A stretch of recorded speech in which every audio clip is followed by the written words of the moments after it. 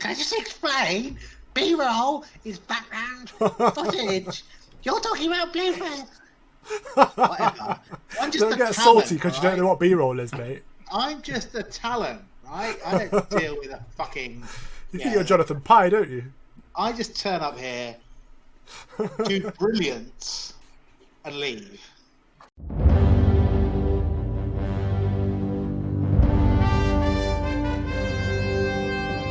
Welcome to Political Dregs. My name is Amir, and with us today we have Calvin Robinson, Hamish Hunter, and Joel Davidson. So, Joel, you just published an article about fatherhood and how there's a lot of children in our society in the UK who are impoverished, and how fathers have are absent basically from their lives. Well, not all fathers, but yeah, thanks. So you tell us a bit more about your article. Thank you, yes. It's really just to comment on the Marcus Rashford situation. I think he's fought a really good campaign. Actually, there are a lot of really valiant things about what he's done. However, I was making the point that I feel that a more productive long-term campaign would be if he looked at the role of fathers as well, and really that his mother was clearly an absolute hero, and I'm really sympathetic for the way that she brought up 5 kids on a tough Manchester estate. But I would have thought that if the father had made some kind of financial contribution, her life would have been made much, much easier.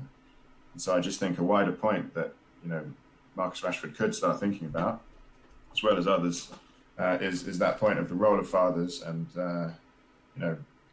some significant policies that we could actually implement to try to enforce the role of fathers or encourage the role of fathers a little bit more than we are at the moment. I think you're spot on, Joel. I think just throwing money at the problem is putting a plaster over the sore, isn't it? It's not going to solve the solution. We need to look at the causes of these issues. Why do we have so many young children in disadvantaged home environments? And that's because we've broken down the family units. And I think Margaret Thatcher was very sound on this, and your point is very sound too. Courtney Lawes, English rugby player, was tweeting about this the other day when Rashford made his campaign public, but got backlash on Twitter and social media over it, and people are outraged at the idea that people would support a family unit these days. That's how liberal progressive we become, Hamish, and it's outrageous. I looked at my own podcast. Well, no, I mean, just another point though is I also looked at the numbers. So I did this, I did some research on this. It wasn't very difficult. I just went on the Child Maintenance Service site and compared the numbers of children who were being processed through that system, which was less than 1 million, to the number that we often hear, which is 4.5 million of children are going to be in poverty, or 4.2 million children are in poverty. Sorry, and then Sakia said today that there was going to be another 600,000, so nearly 5 million. And you compare those numbers, and there's other reports that say that a significant number of single-parent families are in poverty. I find it hard to believe that there aren't some more efforts that we could be making to try to encourage these fathers to contribute a little bit more if possible. And I understand, relationships do break down, of course, but I'm just talking about the sort of long-term impact of fathers believing that they should continue to play a role. Do you think that as possible? Let Hamish come in, because I was only joking on shutting him down, because I knew he was going to jump in on my wording of the use of the word liberal, and I want to hear his thoughts on the whole single parent family thing, because we're not talking about single parent families being a negative, just that it's a positive to have a father in the household. So go on. Yeah, and I don't think anyone could reasonably object to the notion that people, fathers who ought to be paying child maintenance, ought to actually do it, and if they're not, then we need to do something about that. I don't quite, reading Joel's article and hearing him speak now, I don't quite think that the link between there are this many people being processed under child maintenance and a whole lot more being living in poverty. I don't see the link between that. But what really worries me is actually not so much what Joel is saying in the article, but actually what Calvin then went on to develop, which is this, I think, the slippery slope in all of this, which is we need to sort of promote families and things like that. Now, what's wrong with promoting families? You promote through policy. You promote through policy. That's how you do it. So I'm saying, there are a couple of specific policies that would make mothers' lives easier. Hopefully, raise more revenue, at least encourage these fathers as many as possible to contribute to their families. Sure, but that's not. But Calvin. And that's a specific policy that you can make by, for instance, changing the rules and saying that it can be any family member who essentially shops an errant father to the child maintenance service, not just the mother, for instance. And I think that's a specific policy change that we could look at. Yeah, and I think I agree with that. But Calvin is going further in ways that I can't necessarily support, because I worry about where it ends up. This idea of, we can all agree that the presence of a father is a good thing. Well, first of all, actually, that may not be true. That just simply may not be true, and then absolutely, I worry that this sort of language, these sorts of ideas, get us to a situation where we make it very difficult for people who should not be married to be to separate. And my view is a happy home, a happy family unit, however that's compromised, whether that's between there's one man, one woman, two men, two women, a single mother, a single father, or anything else. It's so much more important than whether there are two people who are married. And in fact, so I get very concerned about. But it's not, and you're making it into LGBT issue. I think you can, as a father, you can be separated, for instance, for whatever reason, sad, I'm sure, but still make an active, good faith effort, to essentially step up to be as much of a father as you can be, and that would mean, at a base level, making a financial contribution. I agree. That's why I agree. That's why I don't have any dispute with what you're saying, but I'm more concerned about the way that sort of Calvin extends it. Well, he's very, he's making a more spiritual point. Maybe. I don't think he is. I think he's making. What is your point, Calvin? What are you? I think that a family benefits from having two parents. I'm not saying that they have to be certain types of parents, or I do agree with that. I don't. This you're setting up a false dichotomy that a happy home is better than a larger home. I'm not saying that you should stay together as parents if you're unhappy or anything like that. I'm saying that a child benefits from having two adults to help raise them. That is a fact. It's a struggle for one parent most of the time to raise a child, and we see that in deprived areas in this country. We see that attainment levels go down, progress levels go down, children suffer educationally as well as mentally. Should they be allowed? Because should single parent families be I don't allowed? think you can say who isn't allowed to have children. Should we have a license? I'm asking. But in answer to what Hamish was saying about childbirth, no. Why not? It's got suddenly got. We're not going into eugenics. But I don't necessarily disagree with what you're saying, Calvin. But are there other reasons? Because it strikes me that there may be more sort of economic, educational reasons that certain kids do worse in those sorts of environments than simply because of that. And now there's always a whole host of reasons, Hamish, but it's a large contributing factor that if you're from a single parent household, your education is going to be you're going to be worse off, essentially. But is there no way for the government to address that issue? Or, yeah, sure. Stop promoting the breakdown of families. Stop making it. No, but young kids will have children. Like they'll go out, they'll have sex, they'll have children. It happens. Yeah. So how do you prevent that cycle from continuing? And then if they don't have, like you said, if they don't have the input from two adults, then that child is going to grow if they don't have the input from two adults, then that child isn't going to grow and develop in the same way that a child might grow and develop in a happy family with two adults inputting into their lives. So isn't that what the rugby player was? I don't know what his name is. Courtney Laws, yeah, that's essentially he was making the point to Rashford in a tweet that he had to delete. Congratulating Rashford on the campaign, but also saying, don't you think that there's another aspect to consider, which is the family may well have been happier had the parents been married. I think that was his point. But you see, I don't necessarily agree with that either. No, but that's why I'm talking about the economic. Sorry, power. That's where I worry that this ends up, because I worry that we end up saying two parents good, one parent bad, and it doesn't matter if he's violent or they're miserable. It's Who's saying that shit? Nobody's saying that. Anyway. Well, I certainly was not saying anything. No, of course we're not. But I worry that by no one is advocating that. But what I'm saying is you're advocating a move and policies which will have that effect in some circumstances, and I'm deeply, deeply concerned about that. That's like you're saying that it's better to advocate for single-parent families and make it easier to no fault divorces and things like that. What is the object? What is the object? Number of people, Hamish, who could as well, who could be doing more, frankly, and there is that link. I don't know that there's no way that there isn't a numerical link between those two, 4 million.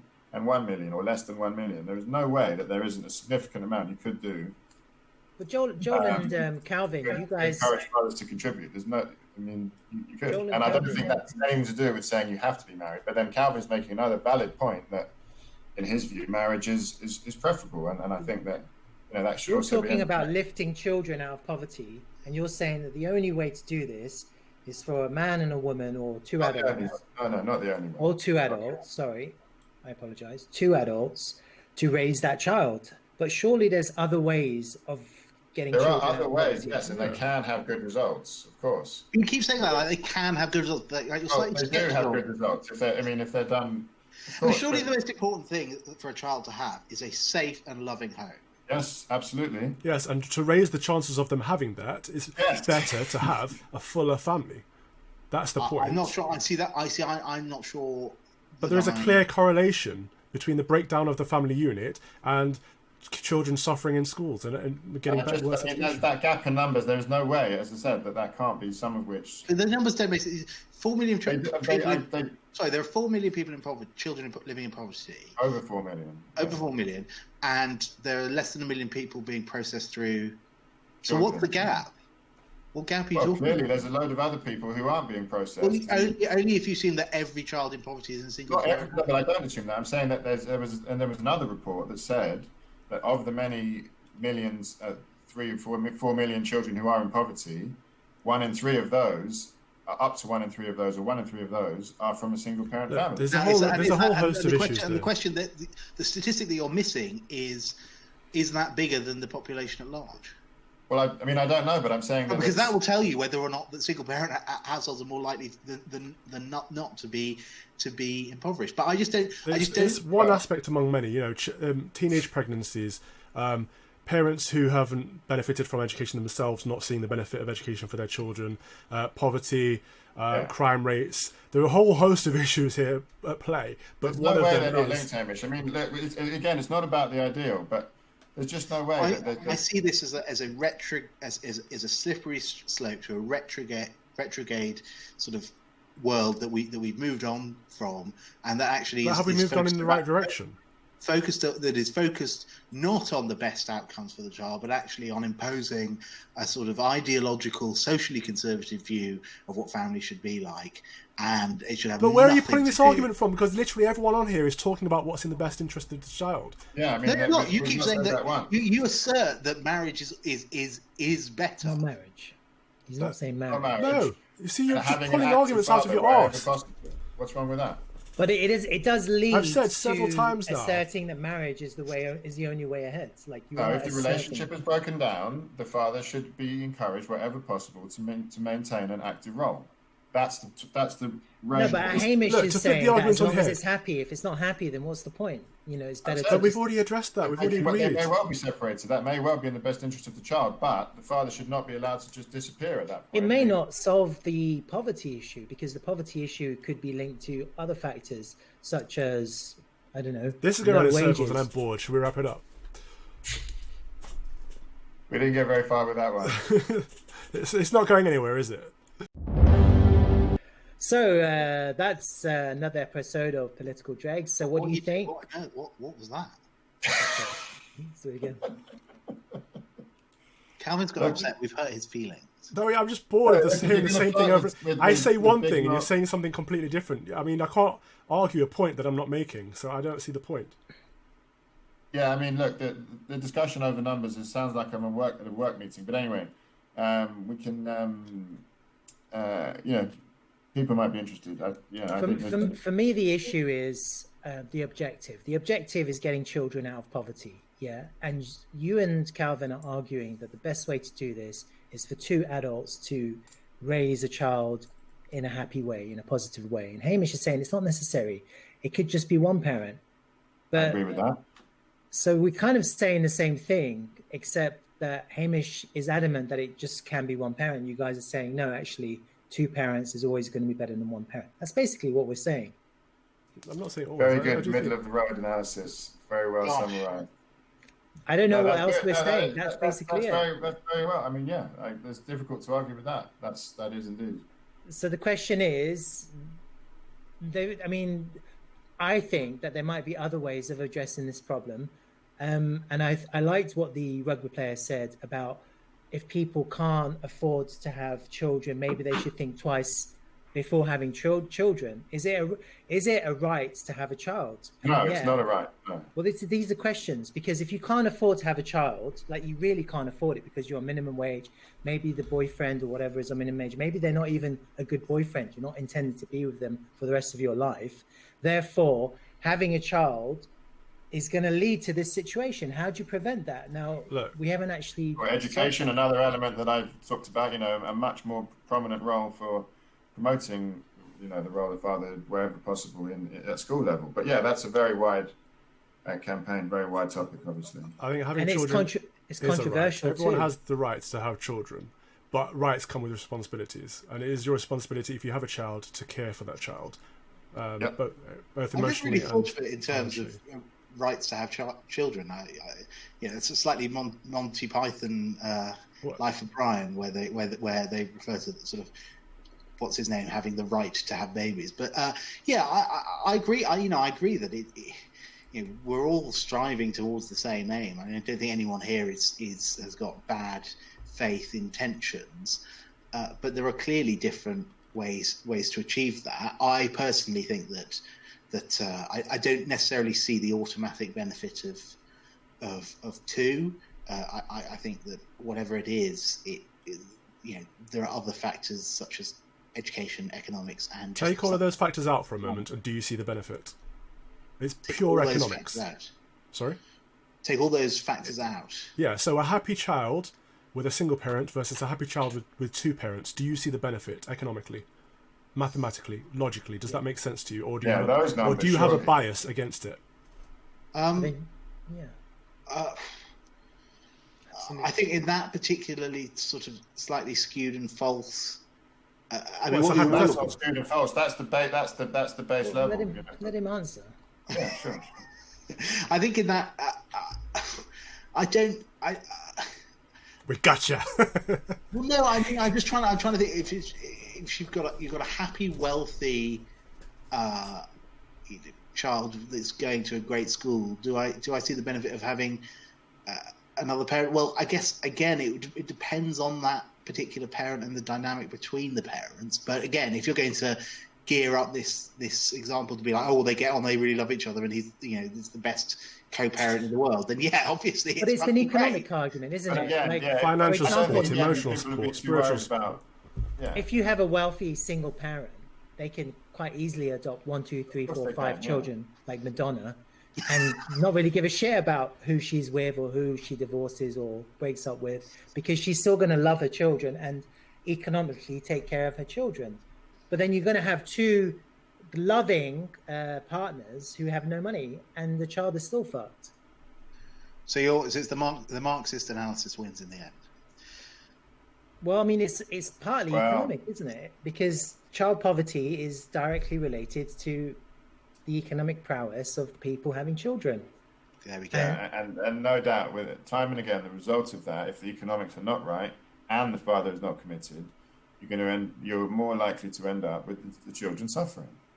So we've had a pretty big row about this. Let us know what you think in the comments on Facebook, on Twitter, on YouTube. Make sure you subscribe to our channel, like this post, like the video, rate it, and stick around for the end of the video to see some B-roll of Calvin having a bit of a meltdown. Right, can I just explain? B-roll is not bloopers. Bloopers are the jokes and the mistakes. B-roll is like background footage.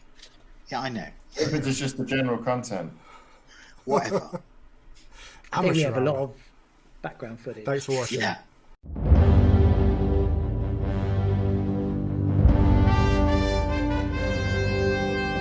Freshest article, and Wait, then we can. let me record. Say that again.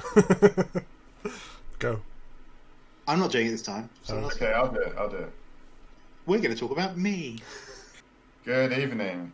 I'm Joel. Don't Welcome. say Got good email. evening, No, good no, evening. Okay. Just I'll go straight into it. jump into it. You need to introduce yourself. We do need an intro because Yeah, but you know. introduce yourself, but you don't have to say good evening. Well, hello again, and I'd like to discuss actually now on Dregs some of the reaction to the article that I put up for a conservative woman regarding. No, let's. Scrap that. Well, let me try. It's not, Let me try. sorry, I just it was Calvin's. Don't blame me. Let me try. Calvin isn't even on this. What? What? No, I can't even see him. He's like, oh, there You you can't go. see me. That's Okay, racism. ready? 3, Right.